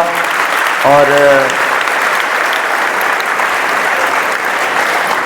आपके माता पिता को मेरा प्रणाम बोलना और आपके क्लास टीचर को धन्यवाद देना, इस स्कूल के संस्थापकों को धन्यवाद देना कि इन्होंने इतने अच्छे परिसर का, इतनी अच्छी साफ सफाई, इतने अच्छे यहाँ के सब प्रतिभावान बच्चों के मैंने नाम पढ़े। इन बच्चों को भी धन्यवाद देता हूँ जिन्होंने इस संस्थान का नाम रोशन किया। और बहुत बहुत धन्यवाद आपको गायत्री धाम का निमंत्रण और शांति। पंडित जी क्षमा चाहता हूँ, बहुत सारी बातें हो चुकी है, कुछ बच्चों की जिज्ञासा हैं, कुछ पालकों की जिज्ञासा हैं, तो 4-5 मिनट में समय हो चुका है। सर मैं पालकों की समस्या ये है कि बहुत सारे बच्चे जो छोटे हैं वो भी और बड़े हैं वो भी, जब स्कूल आते हैं तो जहाँ से बसों में बच्चे बैठते हैं वहाँ पर दुकानें हैं, और दुकानों पर वो पॉपकॉर्न वगैरह जो भी मिलते हैं, कुरकुरे वगैरह, वो लगभग लेके ही आते हैं। तो ये हमारे लिए कितना घातक है, ये इसका जवाब दे दीजिएगा। अभी मैंने बताया था, आपने ध्यान से सुना उसको, कि जंक फूड, फास्ट फूड, जितने भी डेयरी आइटम, बेकरी आइटम होते हैं, इनमें 3 जहर होते हैं। मैं नेचुरोपैथी डॉक्टर भी हूँ, आयुर्वेद पंचकर्मा षटकर्मा का। अभी भी मेरे आश्रम में 34 लोग, भारत के 12 राज्यों के लोग, और ज़्यादा मेरे पास साइंटिस्ट, वैज्ञानिक, डॉक्टर लोग आते हैं इलाज कराने के लिए। आप लोगों से निवेदन है प्यारे बच्चों, एक बार आप किसी भी बेकरी आइटम को खाते हैं, वह हमारी बॉडी में जा कर के हमारी भोजन की जो चय अपचय क्रिया होती है उसके 3 चरण होते हैं। पहला चरण आमाशय में, जहाँ पर एसिड मिलता है 2.5 घंटे तक, और ये वहाँ पर रहता है 5 घंटे। क्यों? क्योंकि पहले ये बेकरी आइटम, डेयरी आइटम शुष्क रहते हैं, इनमें 60% लिक्विड चाहिए। वो दाल में मिलेगा, सब्जी में मिलेगा, रोटी में मिलेगा, क्योंकि वो ताज़ा बना हुआ भोजन, उसमें नमी होती है। तो हमारा जो आमाशय है ये नमी युक्त भोजन खाता। छोटे छोटे बच्चों को आँखों पे चश्मा लगना, कब्ज होना, 3-3 दिन तक बच्चे शौचालय में नहीं जाते, और बच्चों को, बेटियों को लिकोरिया, सफ़ेद पानी जाना, पीरियड के समय पीसीओडी होना। जितनी लगभग कॉलेज की बच्चियां हैं, मेरे अधिकांश प्रोग्राम होते हैं तो उन बच्चों की पहली समस्या है पीसीओडी की समस्या। और जितने भी बच्चे हैं इनके चेहरे पे जो कील मुहासे होते हैं, पिंपल्स, दाग धब्बे होते हैं, जिनके नाखून काले होते हैं, जिनको शरीर के आंतरिक अंग अवयवों में असमय बाल पक जाना, असमय बुढ़ापे के लक्षण आना, ये सब भोजन से आते हैं। तो आपसे निवेदन है, बेकरी आइटम, डेयरी आइटम, गांव में दूध नहीं है और बाजार में कितने प्रकार के डेयरी आइटम मिलते हैं, ट्रकों से बिकते हैं। वो गांव में दूध नहीं है। मैं कहा यार गांव में दूध नहीं है और ये शहर वाले कैसे बनाते हैं? तो सब पाम ऑयल में सेंट मिलते हैं, 1 ग्राम सेंट। मैंने एक लेक्चर में बोला तो एक सिमुगा का वैज्ञानिक मेरे से बोला, बोले पंडित जी आप बोल रहे ना शक्कर से भी बड़ी चीज अब आ गई बाजार में, सेक्रिन। और वो सेक्रिन कितना, 1 ग्राम सेक्रिन 1 कुंटल शक्कर के बराबर मीठा पैदा करता है। तो जितने भी मीठे मिलते हैं ना पे बाजार में, चाहे थम्स अप, कोकोला, पेप्सी, बाजारू पे, इन सब में वो सेक्रिन रहती है, चीनी भी नहीं रहती है। तो वो सेक्रिन क्या करती है, कम उम्र में बच्चों को इंसुलिन फॉर्मेशन को रोकती है। तो उसके कारण शुगर की बीमारी छोटे छोटे बच्चों को हो रही। तो वो शुगर की बीमारी का जन्म ही यहाँ से होता है। यदि किसी को ये 1.5 सेंटीमीटर की चटोरी जीबान की गुलामी में खाना पसंद है तो मेरा निवेदन है, आपको कब्रिस्तान एक दिन ये बना देगा। तो जीबान के स्वाद के लिए मत खाओ, स्वास्थ्य के लिए खाओ। ये 1.5 सेंटीमीटर की चटोरी जीबान 3.5 हाथ के शरीर को अस्पताल पहुंचा देगी और डॉक्टर के पास इसका कोई इलाज नहीं है। आपकी गलतियों को ऑपरेट करना, ऑपरेशन करके ही बाहर निकालेगा। बहुत बहुत धन्यवाद। जी कुछ पालकों की एक शिकायत और है, कुछ पालकों की शिकायत और है। अभी मैंने सर से पूछा कि आपके स्कूल में मोबाइल कितना अलाउ है, तो सर ने कहा कि यहाँ मोबाइल अलाउ नहीं है। अच्छा, मैंने दूसरा प्रश्न सर से पूछा कि सर ऐसी कितनी आप पढ़ाई देते हैं बच्चों को करने के लिए जो मोबाइल पे होती है? बोले ऐसा कुछ भी नहीं है, हम तो बोर्ड पे लिख के देते हैं, यही हो जाता है। ये बराबर है? लेकिन लोग बोलते क्या कि कुछ मोबाइल से पढ़ना, लेकिन शिकायत सर ये है, इसके बाद भी ऐसे कितने बच्चे हैं जिनके पास मोबाइल है और वो एंड्रॉयड मोबाइल है। लगभग 8वीं के बाद आधे से ज़्यादा बच्चे ऐसे हैं जिनके पास एंड्रॉयड मोबाइल है उनके घरों में, और उनके पिताजी कहते हैं कि ज़्यादा समय मोबाइल में ही खर्च करते हैं। तो कितने बच्चों के पास मोबाइल है और उनके क्या क्या दुष्परिणाम है? हालांकि आपने प्रकाश डाला, फिर मैं एक बार और निवेदन करूंगा कि आप मोबाइल पर थोड़ा सा प्रकाश डालें। प्यारे बच्चों, मोबाइल क्रांति के जनक के रूप में एप्पल कंपनी का मालिक, उसने उसके 13 साल के बच्चे के हाथ में से मोबाइल छीना और क्या कहा, वो मुझे बात बहुत जचे। बेटा, बोले इसको क्यों उठाया?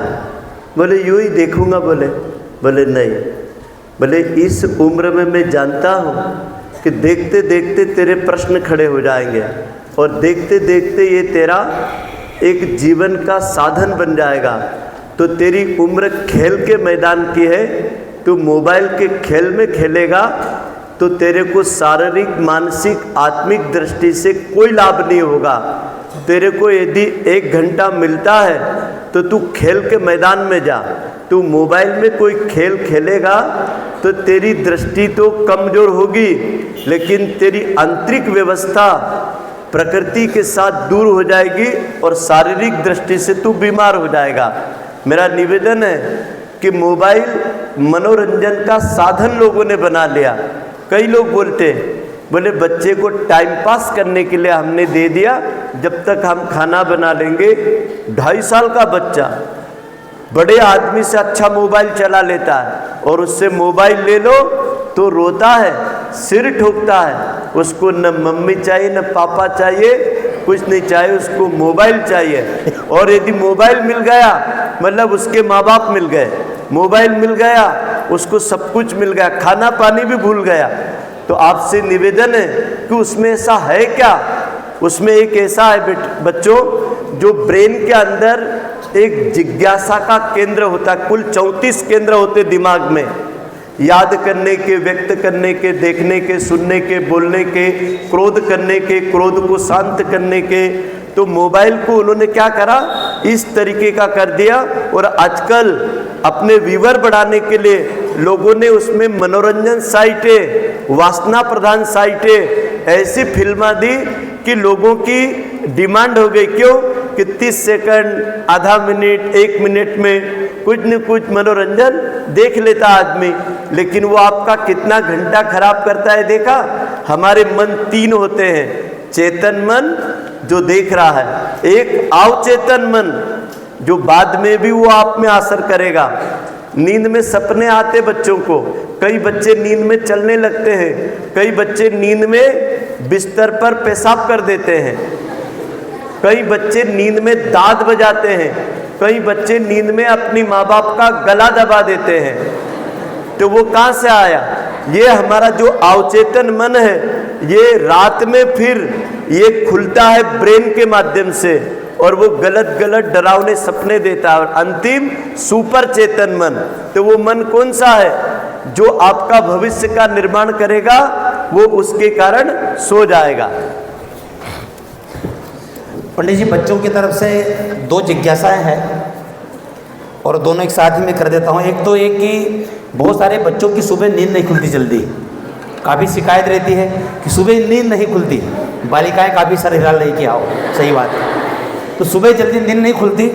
और दूसरा, बहुत सारे बच्चों का जल्दी पेट नहीं साफ होता, तो ऊषा पान क्या है, वो नींद जैसे कैसे जल्दी खुले, ये बता दीजिएगा। ये आखिरी प्रश्न है और बड़ा सुंदर है और आपके काम का है। प्यारे बच्चों, कितने बच्चे ऐसे हैं जो कोई भी पीने की चीज़ को चबा चबा के पीते हैं?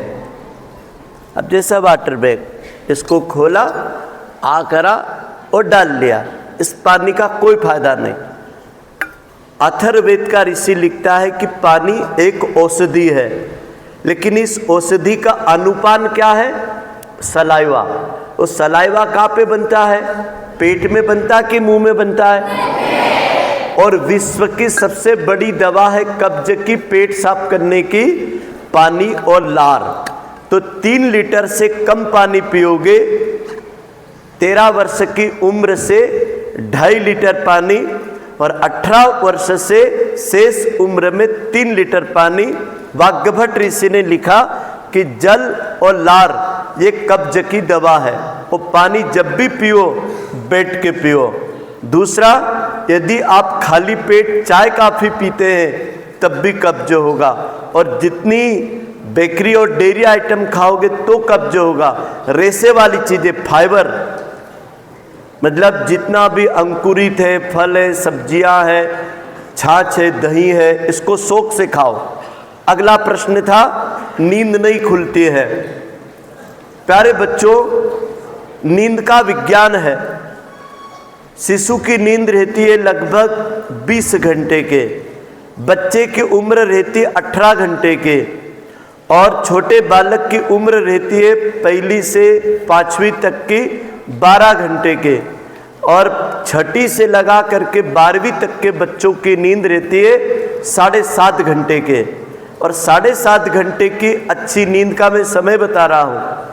6 बजे से 9 बजे तक रुद्र काल रहता है, ये पढ़ने लिखने के लिए बहुत अच्छा समय बताया है। 9 बजे से 12 बजे तक राक्षस काल रहता है। इस समय यदि कहीं आप मोबाइल देखोगे, घर से बाहर जाओगे, तो बिगड़ने के ब्रेन में चांस ज़्यादा रहते हैं। क्यों? क्योंकि समय ही राक्षस काल है। और 12 बजे से 3 बजे रात तक गंधर्व काल है। इस समय आपका ब्रेन चंद्रमा से चार्ज होता है, और 3 बजे से जागरण शुरू हो जाता है। किसका? हमारे ब्रेन का। ये लोग जो बोलते हैं ना कि साहब नींद पूरी नहीं होती है, अरे भाई नींद तो पूरी कब होती है? 9 बजे से 3 बजे तक यहाँ नींद पूरी होती है। बाकी 6 बजे से 9 बजे तक आप यदि सोते हैं तो 3 घंटे में 15 मिनट का केवल दिमाग को आराम मिलता है। और उधर 3 बजे से सुबह 6 बजे तक यदि आप सोचे हैं तो 30 मिनट का आराम मिलता है। तो आपके 3 घंटे शुरू के और 3 घंटे बाद के शरीर की प्रकृति की दृष्टि से सोने के नहीं होते हैं। शरीर की प्रकृति का विज्ञान क्या कहता है? 9 बजे से 3 बजे रात तक आपकी नींद शरीर की पूरी होती है। मैं तो चैलेंज देता हूँ, मैं 10 बजे सोता हूँ, 3 बजे उठता हूँ, बताओ कितने घंटे? मेरी नींद कितने घंटे की है? और उसके बाद कभी बग्गासी लेते किसी ने नहीं देखा। कई लोग ऐसे करते रहते हैं। ऐसे वही लोग करेंगे जिनकी नींद दिमाग की नहीं पूरी होगी। आप बिस्तर पर जा सकते हो। अच्छी नींद का तरीका मैं बता देता हूँ। मैं 15 मिनट में 6 घंटे की नींद पूरी कर लेता हूँ। है तो बहुत वैज्ञानिक क्रिया, शायद आपको समझ में आए ना आए। 8, 16, 32 की क्रिया। जब आप बिस्तर पर सोने लगो ना तो 1 मिनट पीठ के बल 8 सांसें गिनना और फिर राइट हैंड पर इसकी दुगनी करना। कितनी गिनना? 16 सांसें। फिर लेफ्ट हैंड पे करवट लेना और सांसें कितनी गिनना?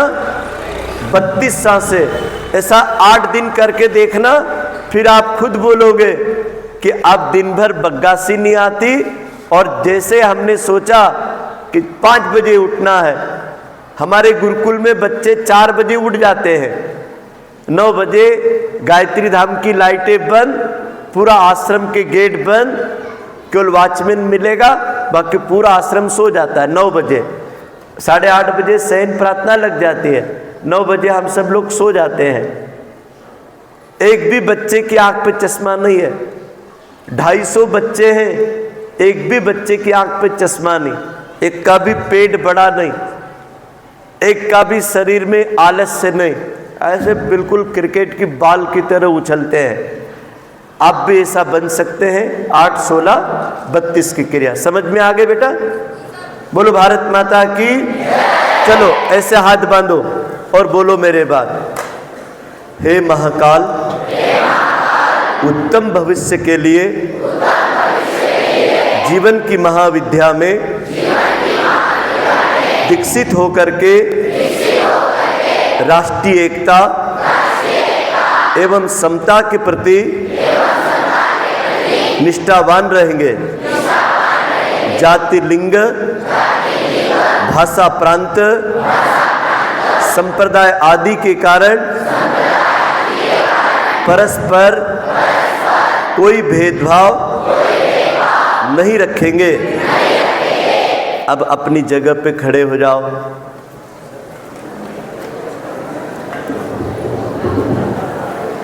अब हाथ जोड़ो, मेरे बाद बोलो। हे प्रभु अपनी कृपा के छाह में ले लीजिए, कर दूर खोटी बुद्धि सबको,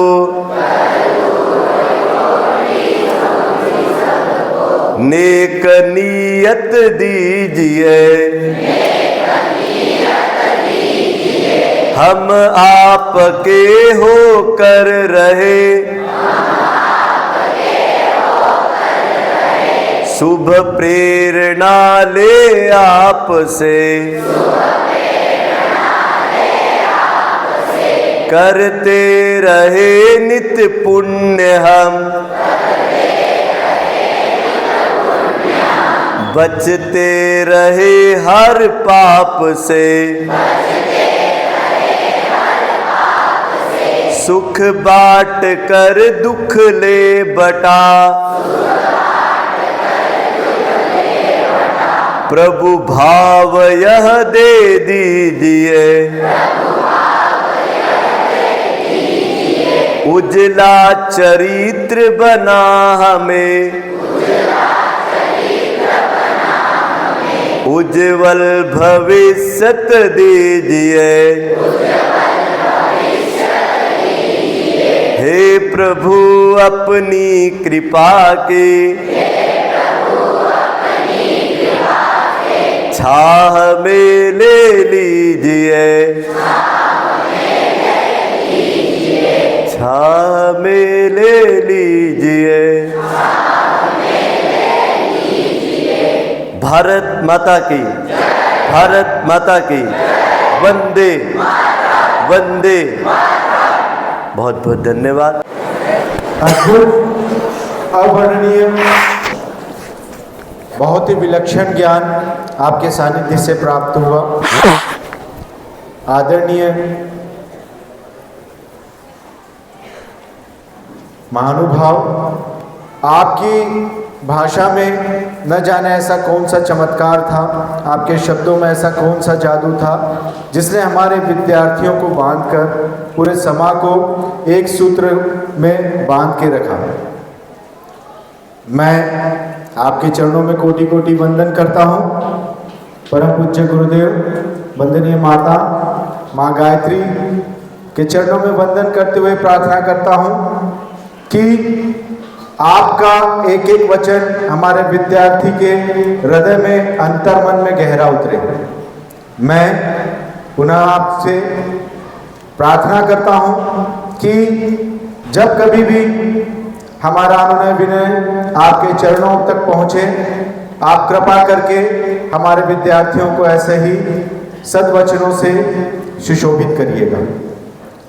मैं विश्वास दिलाता हूँ कि आपने जो भी अमृत वचन विद्यार्थियों के समक्ष रखे हैं, मेरे विद्यार्थी उसकी महिमा को भली भांति जानेंगे और उसे आत्मसात करने का भरपूर प्रयास करेंगे।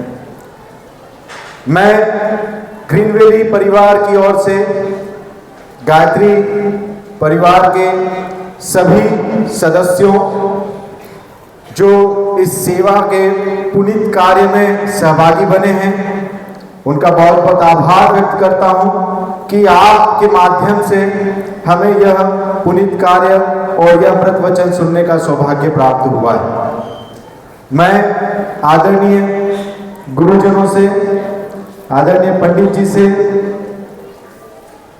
निवेदन करता हूं कि जब कभी भी हमें आपके आशीष वचनों की आवश्यकता हो, आप हम पर ऐसे ही कृपा बना के रखेंगे। मैं पूरे परिवार की ओर से, शिक्षक शिक्षिकाओं वृंद की ओर से आपका हृदय से बार बार आभार व्यक्त करता हूं, बार बार वंदन अभिनंदन करता हूं। ओम शांति शांति शांति।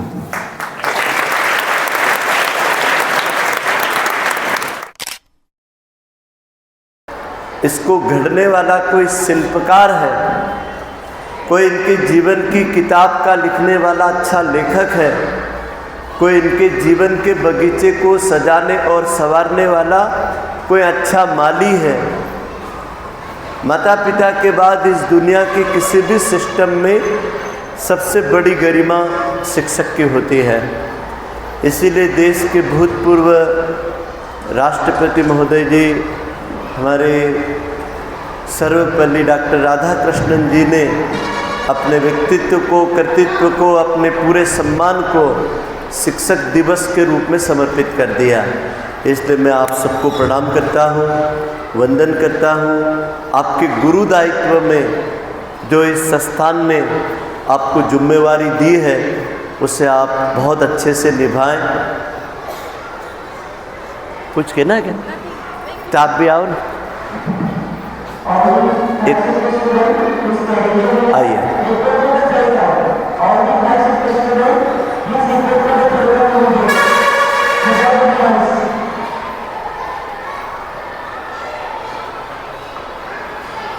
आप लोग यहाँ काय के लिए आते हैं?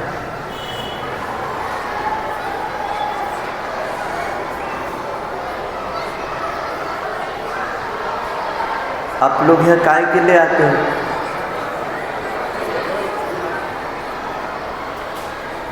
पढ़ाने आते हैं? अच्छा, सिखाने आते हैं। शिक्षक को 3 बातें बहुत गहराई से जानना चाहिए। सबसे पहली बात, शिक्षक के सामने जो भी कोई बैठा हुआ है उसमें समदर्शी भाव, जब समदर्शी भाव आते हैं तो उसमें अपना और पराया नहीं दिखता है। तो उसके जो माइंड की जो तरंगे निकलती ना, वो बहुत ऊंची तरंगे होती है। ये जिनको आप बच्चे कह रहे हैं ना, ये आपके टीचर हैं। आप एग्ज़ाम लेते होंगे महीने में, 2 महीने में, 3 महीने में, 6 महीने में, साल में, और ये 24 घंटा टीचर की एग्ज़ाम लेते हैं। इनकी आंखें टीचर की 3 चीज़ें देखती है। इनकी बोली भाषा कैसी है, इनका उठना चलना फिरना कैसा है, इनका परस्पर व्यवहार कैसा है, इनका पहनावा कैसा है, इनके कपड़े लत्ते, बाल, शरीर का मेकअप, इन सब चीज़ों को बच्चा बारीकी से देखता है। एक बार मैंने एक बच्चे को कहा, मगर बेटा टीचर गुरुजी हैं, आचार्य जी हैं, उनका सम्मान करना। तो बच्चा बोलता है तुमको नहीं मालूम है वो कैसे हैं, हम उनको देखते हैं, तुम जैसा हमको सिखाते नहीं वैसे नहीं है वो इतना हमारे साथ कभी कभी गंदा व्यवहार करते हैं और कभी कभी वो परस्पर एक टीचर दूसरे टीचर की बुराई करने लग जाते हैं। और हमको आप सिखाते हैं कि किसी की निंदा नहीं करना, किसी की चुगली नहीं करना, किसी से अपना काम नहीं करवाना। भाइयों बहनों, एक अच्छे शिक्षक के लिए 3 बातें बहुत ज़रूरी है। संयम से जीवो, दूसरों पर आपके व्यक्तित्व का प्रभाव पड़ेगा, व्यक्ति का नहीं। व्यक्ति के रूप में आप यहाँ के प्रिंसिपल हो सकते हैं, किसी लैब के, किसी विषय के टीचर हो सकते हैं, ये आपकी व्यक्तिगत केवल डिग्री है, लेकिन किसी बच्चे के हृदय में उतरने की डिग्री आपको आज मिलेगी। मेरे पास टाइम कम है, 12 मिनट बचे हैं, ध्यान से सुनना। नंबर 1, इंद्रियों का संयम। मैं अपनी इंद्रियों को यदि नियंत्रण में रखता हूँ तो 5 ज्ञान इंद्रियाँ, 5 कर्म इंद्रियाँ, मेरे बोलने का प्रभाव थोड़ा पड़ेगा, मेरी इंद्रियों का संयम का प्रभाव बच्चों को सब कुछ सिखा देगा। तो हमारी बोली, हमारी दृष्टि, हमारी श्रवण शक्ति, हमारी व्यक्तिगत सुख सुविधाएं, हमारी व्यक्तिगत घ्राण शक्ति, ये 5 ज्ञान इंद्रियां जो होती है ये ज्ञान का प्रभाव पैदा करती है। तो मेरे चित्त में जो भी कुछ आता है वो संयम से आता है। तो संयम से बड़ी कोई दवा नहीं। तो पहला संयम इंद्रियों पर नियंत्रण करना, इंद्रजीत बनना। और दूसरा संयम वैचारिक संयम। हम अपने परस्पर संबंधों में इस परिसर के विद्यार्थियों के जीवन के चिंतन के बारे में, इस संस्था के भाग्य और भविष्य के बारे में, एक शिक्षक से बड़ा कोई शुभचिंतक होता नहीं है। तो हमें ये बात को गहराई से गांठ बांध लेना है कि मैं अपने विचारों से संयम करके मेरी वाणी, मेरी बोली गोली का काम न कर दे। मतलब किसी बच्चे को कोई अपशब्द, परस्पर किसी को अपशब्द यदि टीचर के मुख से निकल जाते हैं तो उसकी गरिमा घटती वो बात अलग है, लेकिन अगले विद्यार्थी के जीवन में जब तक मेरे प्रति उसकी भीतर से श्रद्धा नहीं है, भीतर से सम्मान नहीं है, तो मैं बाहर से कितना भी उसको पढ़ा दूँ, भीतर का सम्मान ही उसको मेरी किसी भी विषय को सीखने की शक्ति देता है। इसलिए वाणी का उपयोग संयम से करें, क्योंकि हम जो बोलते ना वो कभी नष्ट नहीं होता है। 4 बहनें बैठती ना, बहुत देर तक इसकी उसकी खूब बातें कर लेंगे, 1 घंटे तक, और फिर जब खड़ी होगी ना तो फिर क्या बोलेंगे, रंदो बहन कहीं कर आप कहीं कर जाकर मन्नत वो कुकर्म भोगेगा। फिर मैंने कहा तुमने 1 घंटे तक जो इतनी माथापच्ची करी, इसका रिजल्ट क्या निकला? यही निकला ना कि अपन उसमें परिवर्तन नहीं ला सकते।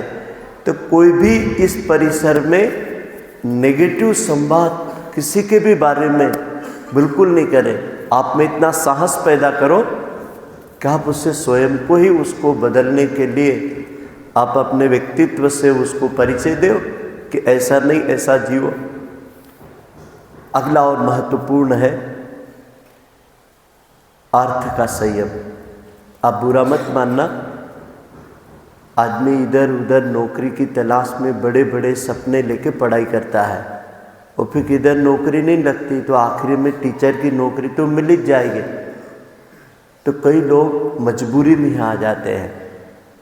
तो मजबूत टीचर वो बनते हैं जिनका स्वयं का एक लक्ष्य हो कि मेरा लक्ष्य पैसा नहीं है, मेरा लक्ष्य दायित्व है। तो अर्थ ये संस्था जो भी देती होगी इनके मैनेजमेंट के धारा अनुसार, लेकिन यदि आपकी उस अर्थ में संतुष्टि यदि नहीं रही तो देश का भविष्य खराब हो जाएगा। क्यों?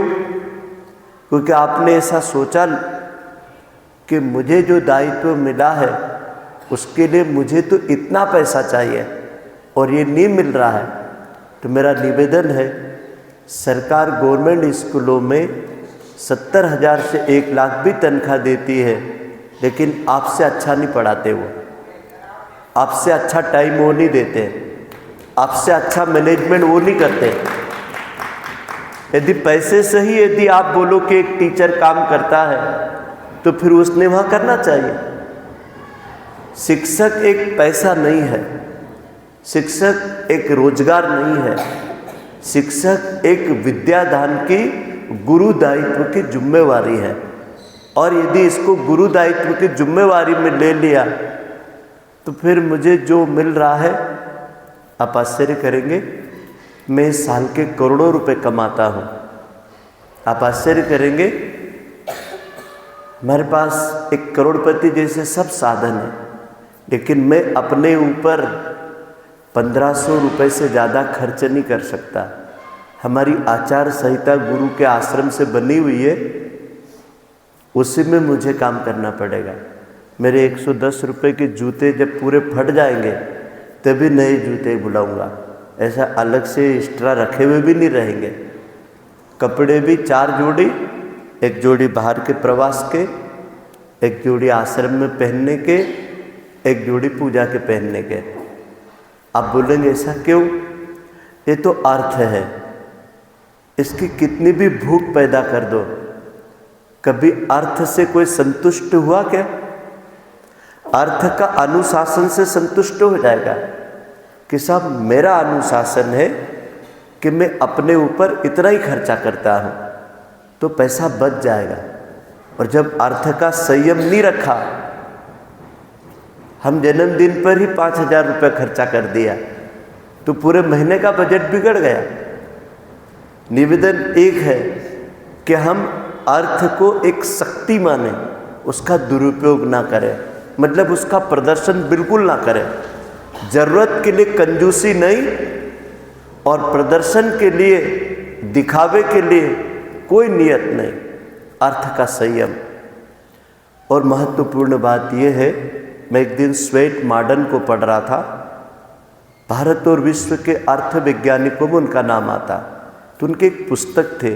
तो दिल्ली स्टेशन पे मैं बैठा था तो लारी वाले से खरीदी, पुस्तक का नाम था कर्ज से कैसे मुक्ति मिले। तो उस व्यक्ति ने एक छोटी सी लाइन लिखी थी भूमिका में, बचत ही शुद्ध आपकी आय है, आपकी कमाई आपकी आय नहीं है। आप कितना कमाते हैं यह आपकी आय नहीं है, आप अपने जीवन में बचत कितनी करते हैं वो आपकी कमाई है। तो यहाँ कई बार लोग क्या करते हैं, 1 लाख रुपए कमाते हैं फिर भी बैंक से लोन लेते हैं। क्यों? क्योंकि उन्होंने अर्थ का संयम नहीं करा, दिखावे के लिए सब करते जा रहे हैं। और चौथा मेरा संयम का विषय है, बड़ा मार्मिक है, समय का संयम, टाइम मैनेजमेंट।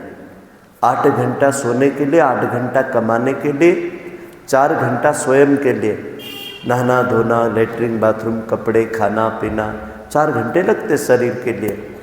बच्चे कितने? 4 घंटे। 4 घंटे में आपको अपना टाइम टेबल, आपके विद्यालय की 1 घंटा तैयारी करके आओ। यदि आप घर से तैयारी करके नहीं आओगे ना, तो आपका यहाँ का जो 4-5 घंटा बिताना ये आपको बोरियत लगेगा।